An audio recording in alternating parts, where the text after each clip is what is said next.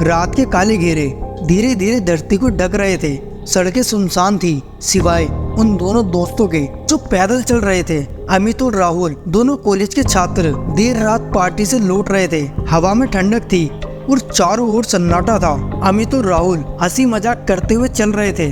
तभी उन्हें लगा कि उनके पीछे कोई है। उन्होंने पीछे मुड़कर देखा लेकिन कुछ नहीं दिखा। थोड़ी देर बाद उन्हें फिर से लगा कि कोई उनके पीछे है। इस बार उन्होंने रुककर ध्यान से देखा लेकिन फिर भी कुछ नहीं दिखा। राहुल घबराने लगा। उसने अमित से कहा, यार मुझे कुछ ठीक नहीं लग रहा, चलो जल्दी से घर चलते हैं। अमित ने कहा, अरे डर मत, शायद कोई जानवर होगा। लेकिन राहुल को डर सता रहा था। उसने फिर से पीछे देखा और इस बार उसकी नजर एक काले रंग की चीज पर पड़ी। वो चीज धीरे धीरे उनके करीब आ रही थी। अमित ने भी उस चीज को देख लिया। उसकी सांसें थम गई। वो एक डरावनी चुड़ैल थी जिसके बाल बिखरे हुए थे और आंखें लाल थी। चुड़ैल उन दोनों को घूर रही थी और उसकी हंसी हवा में गूंज रही थी। अमित और राहुल डर के मारे कांपने लगे।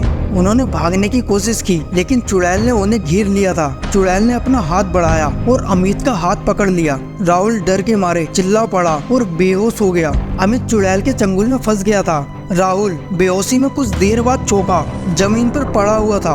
उसका सिर तेज दर्द कर रहा था। अमित का नाम लेकर उसने घबराकर इधर उधर देखा। अंधेरी सड़क पर सन्नाटा था। दूर गली के कुत्तों के भौंकने की आवाज सुनाई दे रही थी। चुड़ैल गायब थी। अचानक उसे अजीब सी गंध आई, सड़ा हुआ गोश्त और जली हुई हड्डियों की गंध। डरते हुए उसने देखा सड़क के किनारे जमीन पर टूटी हुई हड्डियां बिखरी पड़ी है। उनके बीच में आग अभी भी बुझने का नाम नहीं ले रही थी। उसके खून का रंग जम गया था। राहुल समझ गया था कि चुड़ैल का क्या इरादा था। वो घुटनों के बल उठा और अमित को ढूंढने लगा। कुछ ही दूर पर उसे अमित बेहोश पड़ा हुआ मिला। उसके हाथ का हिस्सा गायब था। कटे हुए हिस्से से खून बह रहा था। चीख निकलने से पहले ही राहुल ने अपना मुंह दबा लिया। चुड़ैल कहीं भी हो सकती थी। राहुल जानता था कि अकेले भागना बेकार है। उसने अमित को घसीटते हुए एक टूटी दीवार के पीछे छिपा लिया। कुछ सोचकर उसने अमित की पैंट की पॉकेट से उसका मोबाइल निकाला। बैटरी खत्म होने वाली थी लेकिन एक आखिरी कॉल करने के लिए काफी थी। उसने पुलिस को फोन किया और अजीब सी आवाज में कांपते हाथों से पूरी घटना बता दी। फोन काटते ही कुछ ही देर में एक तेज रोशनी ने सड़क को भर दिया। पुलिस की गाड़ियां आ गई। अफसरों ने रोशनी डालकर जमीन पर गिरे हुए सबूतों को इकट्ठा किया। राहुल और अमित को अस्पताल ले जाया गया।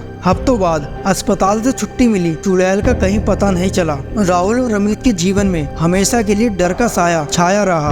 अमित का बायां हाथ हमेशा उन्हें उस रात की याद दिलाता रहा और राहुल को हर अंधेरी रातों में उस चुड़ैल की भयानक हंसी सुनाई देती रही। उस रात की घटना ने उन दोनों की दोस्ती को और गहरा कर दिया था। वो रात उन्हें हमेशा याद दिलाती रही कि कभी भी अंधेरी सड़कों पर अकेले नहीं चलना चाहिए, खासकर तब जब चुड़ैल तलाश में हो।